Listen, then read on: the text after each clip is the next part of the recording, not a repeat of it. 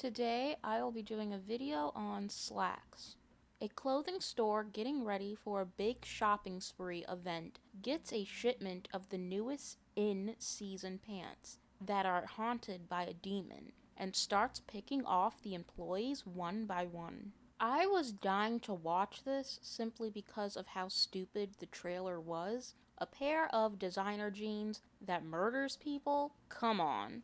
It's a very short movie. It's 73 minutes long, which I appreciate because it's a silly concept to begin with. There's a very limited amount of things that you can do, but they managed to make a great backstory about the killer pants. It's silly, but at the same time addresses a serious issue going on in real life. The CGI was obvious CGI, but it was still well done. They used a lot of practical effects whenever they could. The death scenes are a hit or miss. They're inconsistent. The first one was good, but it could have shown more. The second death scene was the worst in the movie. You barely saw anything. There were so many jump cuts, it was really bad. Thankfully, the rest of the death scenes are gory and don't disappoint. Although I think the last one where everyone is shopping, it could have shown more, like a real bloodbath, but instead we only see blood splatter on the wall.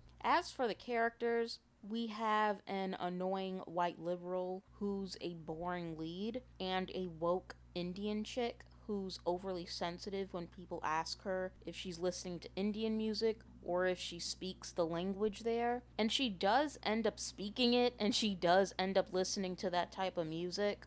It's bad when the two female protagonists are more annoying than the antagonists. Like every other movie, this tries to be woke with the person of color character to be more inclusive, but then they turn around and make the bleeding heart liberal white girl the final girl and the one to bring the message out to the public. If you're going to crowbar wokeness, at least make the person of color the lead of the movie, especially if the pants are connected to the wokeness and that person of color. I just saw another movie called Moxie that did the same damn thing. All the black characters are going through shit, but the white character who doesn't go through anything profits off of it. I swear white liberals are the worst. But anyway, I did really enjoy the movie. It's very short and to the point and does a lot of great things for itself. Like, you'd think a movie about killer designer jeans would be like the stupidest thing ever, and it's really silly and it's meant to be silly, and the movie isn't supposed to be taken seriously, but I still thought it was very well done.